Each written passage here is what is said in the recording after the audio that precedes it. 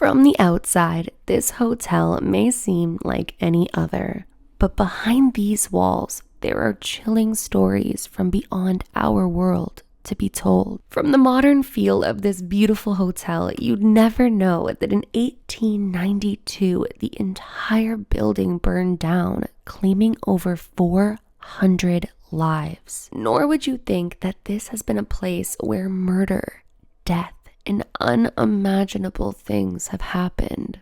In today's video, we explore a space so haunted we needed to call in a medium. Got a rope around my neck. But first, allow me to share a few of the hauntings and their backstories.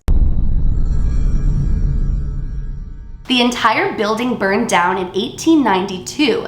417 people perished in that fire, making it the most catastrophic event to have ever occurred in this particular city.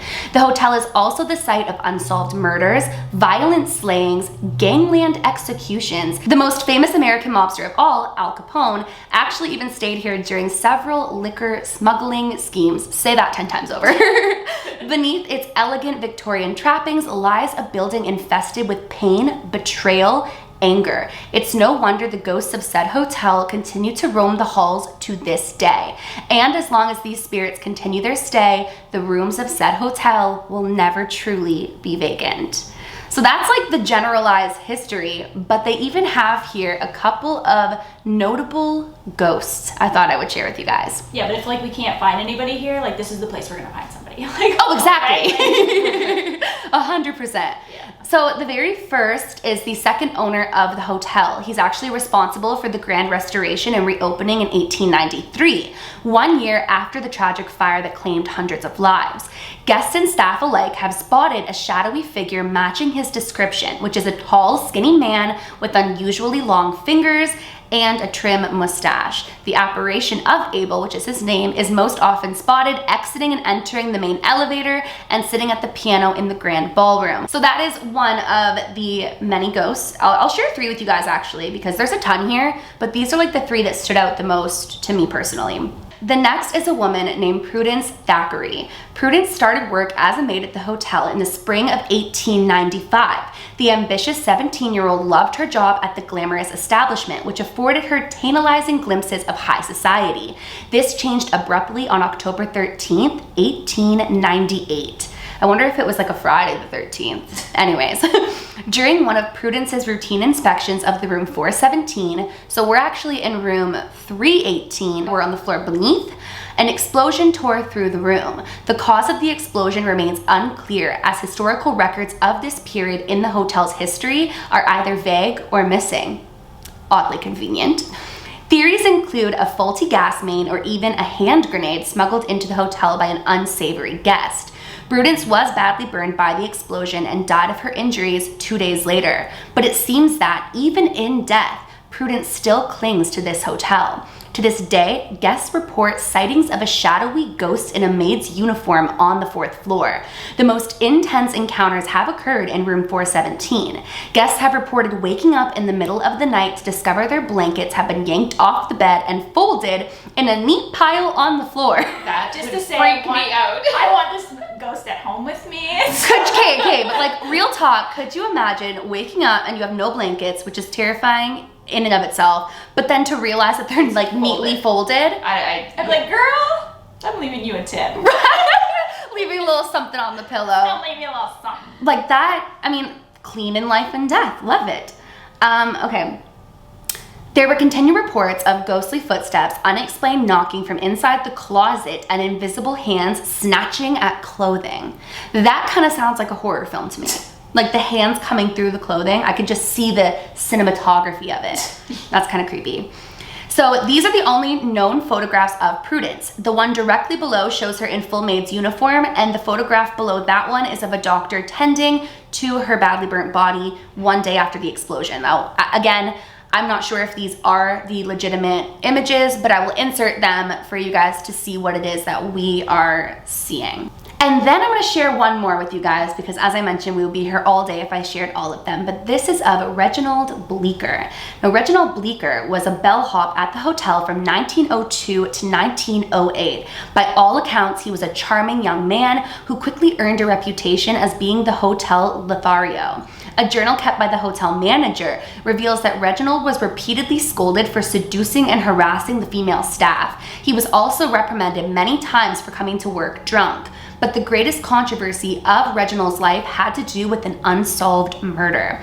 On November 15th, 1907, a young woman checked into the hotel under the names Mr. and Mrs. Smith. Her supposed husband was nowhere to be seen, but she assured the hotel staff that he'd be joining her by the morning. She was led up to room 418 by the bellhop, Reginald Bleecker. So we're looking at room 417 and room 418 directly next to each other. So there should be a significant amount of activity there. But anyways, let's continue. That was the last time that anybody saw her alive. At sunrise the next day, hotel staff discovered a young lady's body on the sidewalk outside of the hotel directly below room 418. Examination of the room revealed an open window and no signs of forced entry or foul play. The coroner was ready to declare the death as a suicide when they discovered one crucial clue. Inside the woman's clenched hand was a fistful of dark wavy hair, which presumably belonged to her murderer. After months of investigation, the trail of clues went cold and the case was never solved.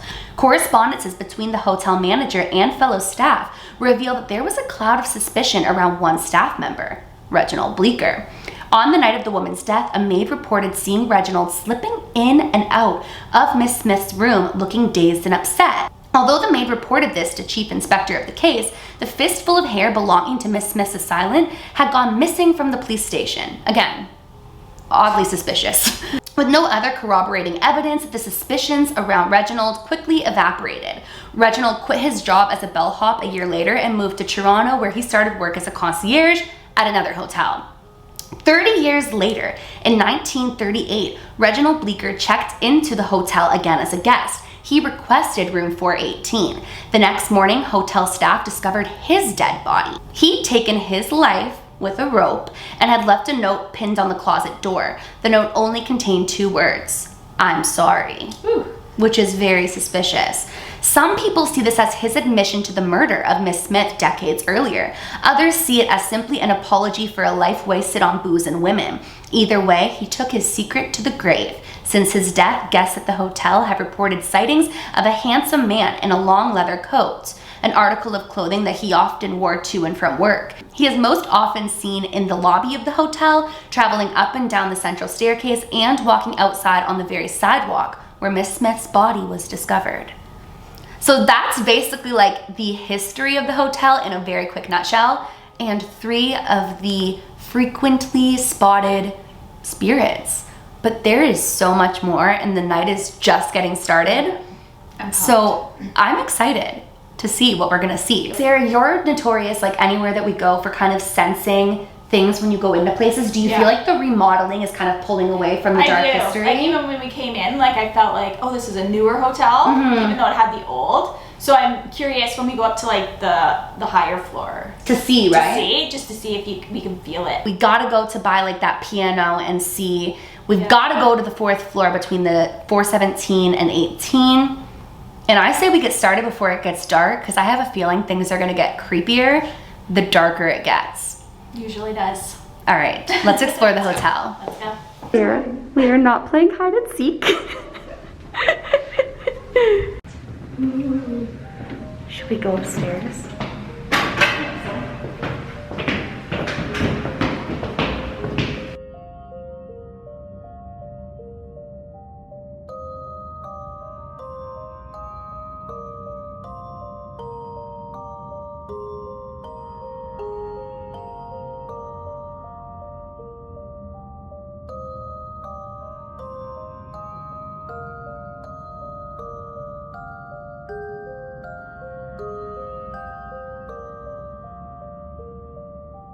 Okay, you guys, so we just went up to scope out room 417 and room 418, but the maids are working up there right now. I want to go in so bad, but We'll check back after. So we went upstairs to venture around the 4th floor a little bit. We located room 417 and room 418, but like just up the hall, they were cleaning some of the rooms. So it felt a little bit awkward. And as we were walking back down, we were talking more about like how we're gonna contact these spirits and how we can really hear their true story and what really went on here. And then it hit us to reach out to Lana and see if she'd be interested in meeting us here at the hotel and seeing what she actually sees and hears. Now, we have not told Lana anything about this hotel. I'm sure she knows that the hotel is haunted, but we did not read her or share with her. It's actually incredibly last minute, any of the stories that we just shared with you guys. So we're curious to see if it lines up with what Lana sees, and she said that she is so excited to be a part of it. So Lana is on her way here, and this is about to get interesting. Yeah, definitely real. Let's do it. For those of you who may not know my good friend Lana, she is the most incredible psychic medium I have ever met. Lana is an evidential medium who works directly with spirit, and I just knew she was the perfect person to call for this investigation. Upon Lana's arrival, she immediately told us how spirit had led her there. 2 blocks away. You heard what? A piano, like an old piano, or if it was an organ or an old piano. Okay. That's as you were coming up, like to get close to Yeah, you? about 2 blocks away. That's so crazy. I've never been here, so I wasn't Yeah. sure where this place was, right? Yeah. So I was like watching, and that was the other thing, my GPS wouldn't work. It stopped counting street numbers like back there. That's so weird. And what happens in tomorrow's episode, you won't even believe. So we're looking at room 417 and room 418 directly next to each other. So there should be a significant amount of activity there. We're here? There's something right here. It's not room, isn't it? The next is a woman named Prudence Thackeray. I also feel though that there's also a reference to a P. Okay, yep. Yeah.